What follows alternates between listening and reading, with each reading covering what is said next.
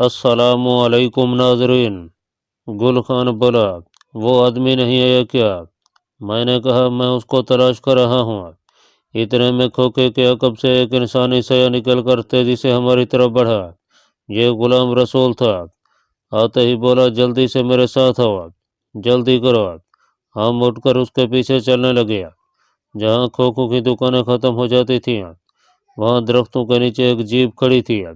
Jeep چاروں طرف سے بند تھی۔ غلام رسول نے ترپال اٹھا کر کہا، اندر بیٹھ جاؤ۔ ہم دونوں جیپ میں گھس کر بیٹھ گیا۔ غلام رسول نے ترپال گرا دیا۔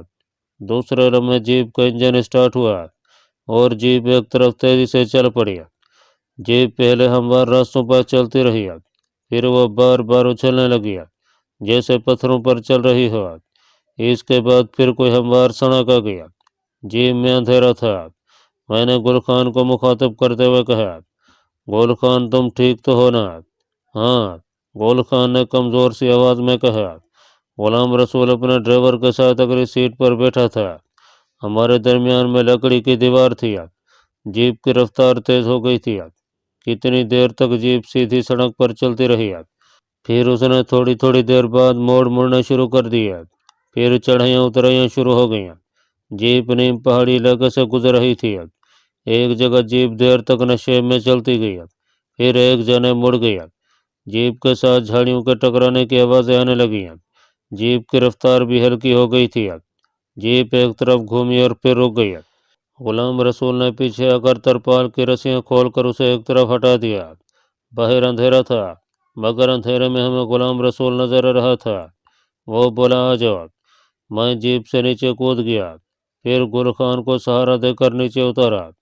غلام رسول نے گل خان سے کہا، تم ہمارے بہادر مجاہد ہو گل خان، فکر نہ کرو، اب تم اپنے آدمیوں میں ہو، ہم تمہیں بہت جلد صحت مند کر دیں گے۔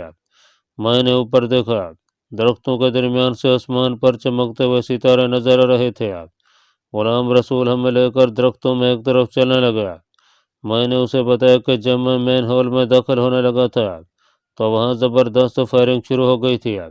غلام رسول بولا، فائرنگ کی آواز میں نے بھی سنی تھی، اس لیے میں جیپ وہاں سے نکال کر دوسری جگہ لے گیا تھا، مگر خدا کا شکر ہے کہ تمہیں مین ہال میں داخل ہوتے کسی نے نہیں دیکھا۔ میں نے کہا، میرا خیال بھی یہی ہے کہ مجھے کسی نے نہیں دیکھا۔ غلام رسول کہنے لگا، خیال کیا ہے؟ تمہیں اگر انہوں نے مین ہال میں داخل ہوتے دیکھ لیا ہوتا تو تم دونوں میں سے کوئی بھی زندہ نہ ہوتا۔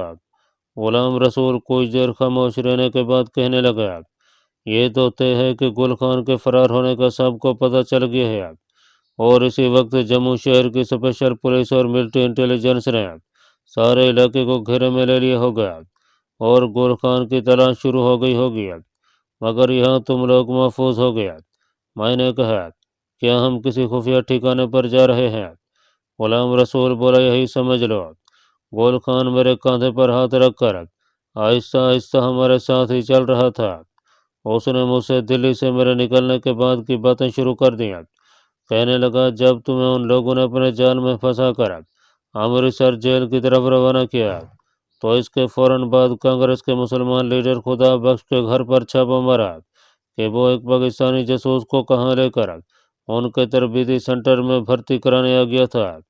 کانگریسی مسلمان نے اپنی جان بچانے کے لیے میرا نام لے دیا کہ میرے پاس گل خان اس نوجوان کو لے کر آیا تھا۔ پولیس نے میرے ہاں چھاپا مارا اور مجھے گرفتار کر کے لال قلعے میں لے گیا۔ بس کچھ نہ پوچھو، اس کے بعد جو تشدد اور غیر انسانی اذیتوں کا دور شروع ہوا ہے، مگر میں نے بھی زبان نہیں کھولی۔ غلام رسول کہنے لگا، ہمارے ہر حریت پسند مجاہد کی یہی شان ہے کہ اگر وہ پکڑا جائے تو موت کو ہنسی خوشی گلے لگا لیتا ہے، مگر اپنے کسی ساتھی کا نام اور اپنے ہائیڈ آؤٹ کا پتہ نہیں بتائے گا۔ گول خان نے کہا، مجھے اس انٹروگیشن سینٹر میں ہی پتہ لگ گیا تھا کہ ایک پاکستانی جاسوس امرتسر جیل سے فرار ہو گیا ہے۔ میں نے جب سنا کہ اس جاسوس کو دلی سے پکڑ کر لایا گیا تھا تو میں فوراً سمجھ گیا کہ یہ تم ہی ہو۔ مجھے خوشی ہوئی کہ کم از کم تمہیں بھارتی درندوں کا تشدد سے تو نجات ملی۔ چاند نکل آیا تھا، یہ پورا چاند نہیں تھا، اس کی روشنی بھی 14ویں کے چاند جیسی نہیں تھی، پھر بھی اتنی چاندنی ضرور ہو گئی تھی کہ ہمیں آس پاس کی جھاڑیاں اور درخت اور ٹیلے نظر آنے لگے تھے۔ میں اور گل خان آہستہ آہستہ باتیں کرتے جا رہے تھے۔ اس نے میرے کاندھے کا سہارا لیا ہوا تھا۔ مجاہد غلام رسول ذرا آگے چل رہا تھا۔ ہم ایک نشے میں اترے۔ یہ ایک کھائی تھی۔ آگے تھوڑی سی کھلی زمین آ گئی۔ یہاں میں نے اونچی نیچی پتھروں کی ڈھیریاں دیکھی تو سمجھ گیا کہ یہ کوئی ویران قبرستان ہے۔ آگے آئے تو قبروں پر جھکی ہوئی دو چار جھیلیں نظر آئیں۔ غلام رسول نے بتایا کہ یہ عیسائیوں کا بہت پرانا قبرستان ہے۔ 15-20 قبریں ادھر ادھر بنی ہوئی تھیں۔ کئی قبروں کے اوپر سے پتھر ہٹے ہوئے تھے اور گڑھے پڑ گئے تھے۔ لگتا تھا کہ اس قبرستان میں اب کوئی اپنے مردے دفنانے نہیں آتا۔ غلام رسول ایک دیوار کے پیچھے ہو گیا۔ دیوار پر میں نے جنگلی بیل چڑھی ہوئی دیکھی۔ وہ دیوار کے پیچھے جا کر رک گیا۔ ہم بھی رک گئے۔ یہاں جھاڑیوں کے درمیان ایک قبر پر سلیب لگی ہوئی تھی۔ آدھی سلیب جنگلی سرکنڈوں میں چھپ گئی تھی۔ غلام رسول نے مجھ سے کہا، میرے ساتھ اس پتھر کی سل کو اٹھاؤ۔ قبر کے اوپر پتھر کی ایک چوڑی سلیب پڑی تھی۔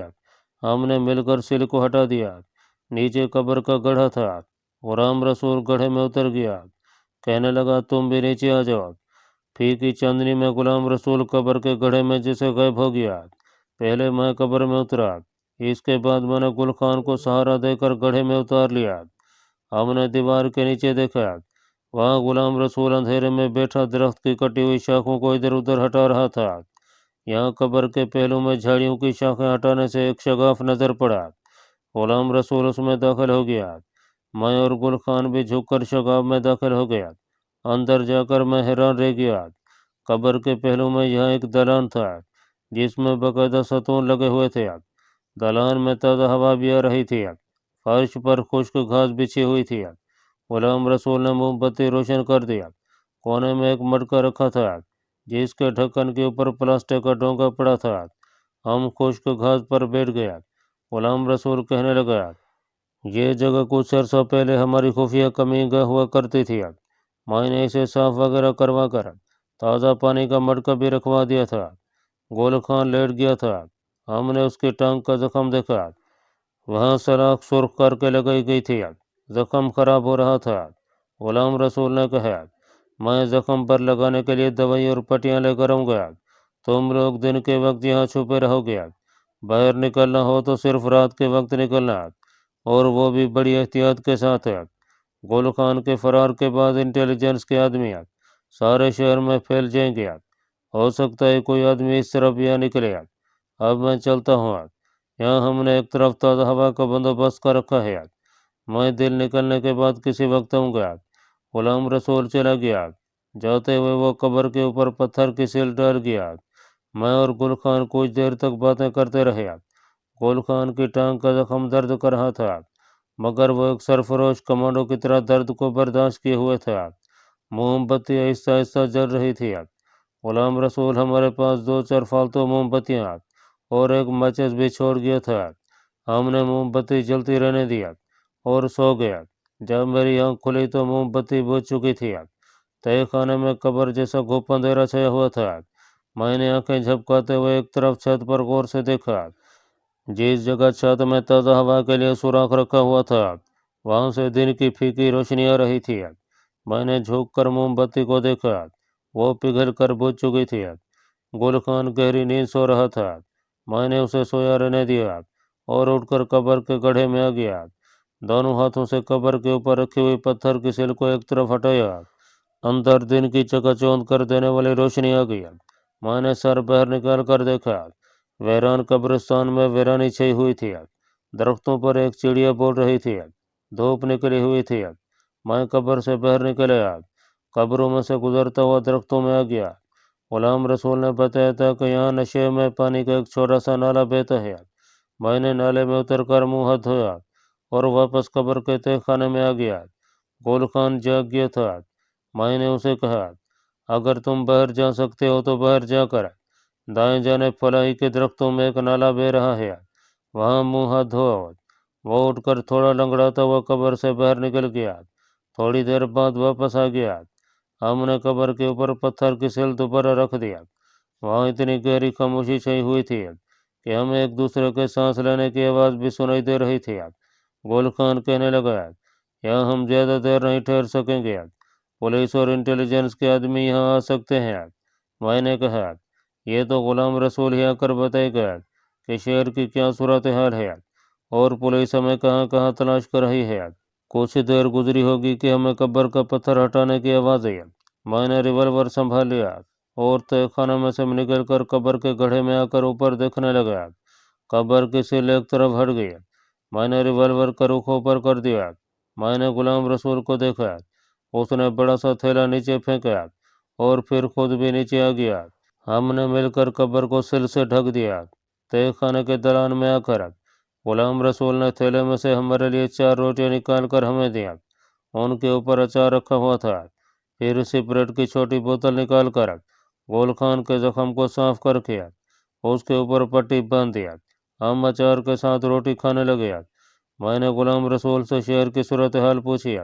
वो कहने लगा, गोलू खान की तलाश में सारी इंटेलिजेंस एजेंसियों के आदमी कुत्तों की तरह भूख सूंघते फिर रहे हैं। इंटेरोगेशन सेंटर के सारे इलाके को जम्मू पुलिस और मिलिट्री पुलिस ने अपने मुहासरे में ले लिए है। जम्मू के मुसलमान महलों में पुलिस घर घर तलाशी ले रही है। उस इंटेरोगेशन सेंटर से किसी हुर्रियत परस्त का फरार का यह पहला वाक़या है जिसमें सेंटर के संतरी भी कत्ल हो गए हैं। गोल खान कहने लगा, तुम्हारे ख्याल में हमें कितने दिन यहाँ छुपे रहना होगा? मुझे खतरा है कि मेरा जख्म मजीद खराब न हो जाए और टांग कटवानी पड़े। कहने का मतलब यह है कि मैं कोई भी खतरा मोल लेकर यहाँ से निकल जाने को तरजीह दूंगा। गुलाम रसूल को सोचने के बाद बोला, अगर हालात को देखा जाए तो तुम लोगों का अभी यहाँ से निकलना ठीक नहीं होगा, लेकिन तुम्हारा जख्म वाकई काफ़ी बिगड़ चुका है। ये हो सकता है कि मैं तुम्हें किसी तरह खतरा मोल लेकर यहाँ से निकाल दूँ। गुलाम रसूल ने मेरी तरफ देखा। वैसे भी मुझे तुम लोगों को एक एक करके यहाँ से निकालना होगा। तुम्हारा क्या ख्याल है? मैंने कहा, मैं भी यही चाहता हूँ कि गुल खान को यहाँ से निकाल कर किसी ऐसी जगह ले जाया जाए जहाँ इसके जख्म का बाकायदा इलाज हो सके। गुलाम रसूल उठते हुए बोला, मैं सूरज गरूब होने के बाद आऊँगा। वैसे गुल खान मेरे भाई, तुम तैयार रहना। एक जगह मेरे जहन में आती है, वहाँ हमारा एक मुजाहिद डॉक्टर तुम्हारा इलाज कर सकेगा। तुम्हें वैसे भी तिबी इमदाद की ज़रूरत है। गुल खान की आंख भी एक तरफ से सूजी हुई थी। जिस्म पर भी तशद्दुद के असरात थे। गुलाम रसूल चला गया। हम दोनों ने सारा दिन कब्र के तय खाने में गुजार दिया। सिर्फ एक दफ़ा बारी बारी करके कब्र से बाहर निकले और थोड़ी देर के बाद फिर वापस कब्र में उतर गया। हम कब्र के तय खाने में घास पर लेटे रहे।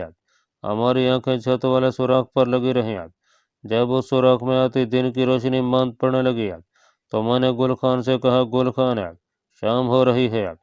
कुछ वक्फे के बाद सुराख की रोशनी गायब हो गई। बाहर सूरज गरूब हो गया था। हम गुलाम रसूल का इंतज़ार करने लगे। मेरी घड़ी ने जब रात के 8 बजे तो गुलाम रसूल के पत्थर हटाने की आवाज़ आई। मैंने कहा, गुलाम रसूल आ गया है। फिर भी मैंने रिवॉल्वर हाथ में ले लिया और कब्र के गड्ढे में आ गया। गोल खान ने जलती हुई मोमबत्ती के आगे हाथ इस तरह कर लिया कि आधे तय खाने में अंधेरा हो गया। मगर यह गुलाम रसूल ही था। वो आते ही बोला, मैंने गुल खान का बंदोबस्त कर लिया है। कोई महफूज जगह है ना? मेरे इस सवाल पर गुलाम रसूल बोला, बिल्कुल महफूज जगह है। यहाँ से 15-20 मील दूर है। वहाँ हमारे एक मुजाहिद की गाँव में छोटी सी डिस्पेंसरी है। वो गुल खान को अपने घर में छुपा कर उसका इलाज करेगा। गुल खान मेरे साथ हो। गुल खान गर्म जोशी के साथ मुझसे मिला। कहने लगा, जिंदगी रही तो जिहाद कश्मीर के किसी महाज पर फिर मिलेंगे। अगर शहीद हो गए तो अगले जहां में मुलाकात होगी। गुलाम रसूल ने गुल खान को सहारा देकर कब्र से बाहर निकाल दिया। वो मेरी तरफ मुतवज्जे होकर कहने लगा, अभी कुछ वक्त यहीं रहना होगा। थैले में तुम्हारे लिए रोटियां लेकर आया हूँ। दिन के वक्त यहाँ से बाहर मत निकलना। गोल खान को लेकर गुलाम रसूल चला गया। कब्र बंद हो गई। मैं कब्र के तय खाने में आकर बैठ गया। मोमबत्ती रोशन थी। मैंने थैला खोला। उसमें 3 रोटियां थीं। मैंने एक रोटी का नवाला खाया। रोटियां मीठी थीं। मैंने एक रोटी खाकर पानी पिया और खुदा का शुक्र अदा करके खुश्क घास के बिस्तर पर लेट गया। जब बाहर दिन का उजाला फैलने लगा, मैंने तयम्मुम करके वहीं नमाज पढ़ी। मुझे बाहर जाना था।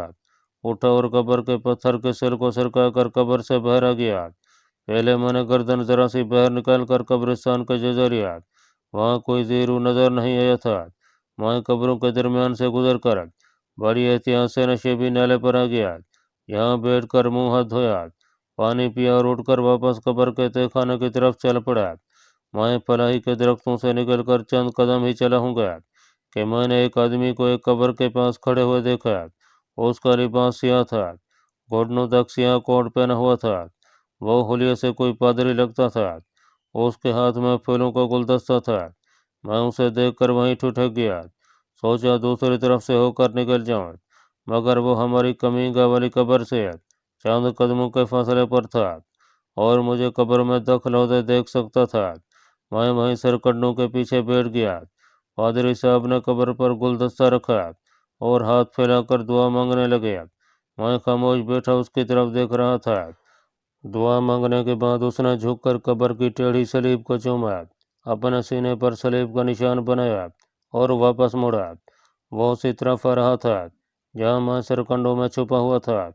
सूरत हाल ऐसी हो गई थी कि अगर मैं सरकंडों में से निकलकर दूसरी तरफ जाता तो वो पादरी मुझे देख सकता था। मुझे मालूम ही नहीं था कि वो मुझे फलाही के दरख्तों में आता देख चुका है। मैं आपको आगे चलकर बताऊंगा कि ये आदमी कौन था और मेरे साथ क्या कुछ होने वाला था। पादरी सीधा मेरी तरफ चला रहा था। मैंने यूं ही सरकंडों को तोड़ तोड़ कर जमा करना शुरू कर दिया। पादरी मुंह ही मुंह में बाइबल की कोई मुनाजात पढ़ता मेरे करीब से गुजर गया। उसने ऐसे ज़हर किया जैसे उसने मुझे नहीं देखा। जब वो मेरे करीब से गुजरकर कब्रिस्तान से बाहर चला गया तो मैं आहिस्ता से उठ खड़ा हुआ, मगर मैं अभी अपनी खुफिया कमीगाह की तरफ नहीं जाना चाहता था। मैं वहां से एक बार फिर फलाई के दरख्तों की तरफ चल पड़ा। दरख्तों में पहुंचकर मैं एक दरख्त की ओट में होकर बैठ गया। पादरी साहब दूर चले गए थे। फिर वो टीले के पीछे जो सड़क जाती थी उस तरफ मुड़ गए और मेरी आंखों से ओझल हो गया। मैंने खुदा का शुक्र अदा किया और अपनी कब्र, मेरा मतलब है कि अपनी कमीगा वाली कब्र की तरफ है, बहुत मोहतात होकर चलने लगा। मुझसे एक बेवकूफ़ी ये भी हुई थी कि जब मैं कब्र से बाहर गया था तो सैलेंसर वाला रिवॉल्वर उठाकर जेब में रख लिया था। गुलाम रसूल का कुछ पता नहीं था कि वो कब आता है। वो गुल खान को महफूज जगह छोड़ने गया हुआ था। दिन के वक्त वैसे भी वो नहीं आता था। मैंने सोच लिया कि उसके आगे पादरी साहब का जिक्र नहीं करूंगा। जब उसे पता चलेगा कि मैं कब्र से बाहर निकला था और एक पादरी को कब्र पर मुनाजात पढ़ते और फूल रखते देखा था, वो सख्त नाराज हो गया कि मैं दिन के वक्त कब्र से बाहर क्यों निकला था, क्योंकि उसने मुझे ताकीद कर रखी थी कि कब्र से रात के बाद निकलना हो तो मुंह अंधेरे निकलना, सूरज तलु होने के बाद बाहर बिल्कुल ना आना। मैं कब्र के तहखाने में बैठा था, मगर जब से मैंने उस पादरी को देखा था मुझे एक बेचैनी सी लग गई थी। ऐसे महसूस हो रहा था जैसे अब मैं तहखाने में महफूज नहीं हुआ। वो पादरी ज़रूर सीआईडी का आदमी हो गया। उसने मुझे देख लिया हो गया और पुलिस कब्र पर छापा मारने के लिए आ रही होगी। मैंने अपने आप को बहुत समझाने की कोशिश की कि वो पादरी वाकई एक नेक दिल पादरी था और अपने किसी अजीज की कब्र पर मुनाजात के लिए आया था। उसने मुझे देख भी लिया होगा तो कोई फर्क नहीं पड़ता। उसे क्या मालूम कि मैं कौन हूँ। मैं तो सर कंडे तोड़ रहा था। वो यही समझा होगा कि मैं कोई मजदूर टाइप आदमी हूँ, मगर मेरा दिल मुझे कब्र के अंदर ठहरने नहीं दे रहा था। मेरी छठी हिस्स बेदार हो चुकी थी और वो मुझे कब्र से बाहर निकलने पर मजबूर कर रही थी। आखिर मैंने रिवॉल्वर निकाल कर चेक किया, उसे दोबारा पतलून की जेब में डाला और तहखाने से निकलकर कब्र के गड्ढे में आ गया। मैंने बड़ी एहतियात से पत्थर की सिल को एक तरफ इस तरह खिसकाया कि आवाज़ पैदा न हुआ। फिर मैंने आहिस्ता से सर बाहर निकाल कर देखा, कब्रिस्तान बिल्कुल खाली था। मैं जल्दी से बाहर आ गया, पत्थर की सिल कब्र पर दोबारा रखी और जिस तरफ पहाड़ी नाला था उस तरफ जाने की बजाय कब्रिस्तान के दूसरी तरफ है, जिधर खुदा जाने शीशम के या नीम के ऊंचे ऊंचे दरख्त थे, उस तरफ चला गया। मैं कब्रिस्तान से बाहर भी नहीं जाना चाहता था। आगे जम्मू शहर था जहां मेरी तलाश में पुलिस ने जगह जगह नाकाबंदी कर रखी थी। असल में मैं तहखाने से बाहर रहना चाहता था। तहखाने में मुझे सख्त खतरा महसूस होने लगा था। वहां अगर छापा पड़ जाता तो मैं कुछ नहीं कर सकता था। रिवॉल्वर की गोलियों से पुलिस या मिलिट्री पुलिस की फायरिंग का कब तक मुकाबला कर सकता था। तय खाने से बाहर आकर मैंने सुकून का सांस जरूर लिया था। मैं दरख्तों के नीचे एक झाड़ी के पास बैठ गया। मेरा प्रोग्राम यह था कि अगर मुमकिन हो तो मैं सारा दिन बाहर इसी जगह बैठकर गुजार दूँ, और जब रात हो जाए और गुलाम रसूल मुजाहिद के आने का वक्त हो जाए तो तय खाने में चला जाऊँ। सूरज आसमान पर मशरकी उफक से ऊपर आ गया हुआ था। मैंने घड़ी देखी, सुबह के 7 बज रहे थे। आस पास निगाह डाली, वहाँ कोई इंसान नजर न आया। कुछ फासले पर भूरे रंग की पहाड़ी के दामन में एक किसान हल चलाता नजर आया। मैं चुपचाप बैठा रहा। आधा घंटा गुजर गया। जब 7:45 का वक्त हुआ तो मैंने सोचा कि खतरे की कोई बात नहीं है। यहाँ बैठा रहा तो किसी राहगीर की निगाहों में आ सकता हूँ। बेहतर यही है कि तय खाने में ही चला जाऊँ, कम अज कम वहाँ मुझे कोई नहीं देखेगा। ये सोचकर मैं उठने ही वाला था कि मुझे गाड़ी के इंजन की आवाज़ सुनाई दी। मैंने चौंक कर पीछे देखा। मेरा दिल धक से रह गया। एक की बजाय 2 गाड़ियाँ आ रही थीं। मैंने उनका रंग और शक्ल पहचान लिया। दोनों गाड़ियाँ पुलिस की थीं। इतना वक्त नहीं था कि मैं उठकर भाग सकता। आगे आगे पुलिस की जीप थी, पीछे मोटर कार थी। दोनों गाड़ियाँ जहाँ मैं छुप कर बैठा था वहाँ से 16-17 कदमों के फासले पर कब्रिस्तान के शिकस्त दरवाजे के आगे आकर रुक गए। गाड़ियों के रुकते ही उनमें से 7-8 सिपाही कूद कर बाहर निकले। 2 वहीं रिफलें लेकर खड़े हो गए और बाकी कब्रों को अलंगते फलंगते उस तरफ दौड़े जिस तरफ तय खाने वाली कब्र थी। वहां पहुंचने से पहले 4 सिपाही पोजीशनें संभाल कर 3 अतराफ को खड़े हो गए। एक उनमें हेड कांस्टेबल था या थानेदार था। उसके हाथ में पिस्तौल था। वो 2 सिपाहियों के साथ पत्थर की सिल वाली कब्र के पास जाकर खड़ा हो गया। उसने सिपाहियों को कब्र की तरफ इशारा किया। सिपाहियों ने फौरन पत्थर की सिल को उठाकर एक तरफ फेंक दिया और राइफल ताने कब्र के गड्ढे में कूद गया। मैंने उन सिपाहियों की तरफ देखा जो गाड़ियों के पास अलर्ट होकर खड़े थे। मेरे पास बहुत थोड़ा वक्त था, ज्यादा से ज्यादा 2 मिनट होंगे। इन 2-1 मिनट के अंदर कब्र में उतरे हुए सिपाहियों को मालूम हो जाना था कि कब्र के अंदर कोई नहीं है, लेकिन वहाँ मेरी मौजूदगी के तमाम आसार मौजूद हैं। रोटियों वाला रुमाल, चाय की थर्मस, पानी का मटका और जली हुई मोमबत्तियों की मोम और 3-4 ताज़ा मोमबत्तियाँ। दोनों सिपाही इस तरह खड़े थे कि उनका रुख कब्रिस्तान की तरफ था। ये बात एक तयशुदा अमर था कि 1 मिनट के अंदर खाली कब्र की तरफ से कांस्टेबल और सिपाहियों ने सारे कब्रिस्तान को घेर कर इलाके की तलाशी लेनी शुरू कर देनी थी और मुझे पकड़ लेना था।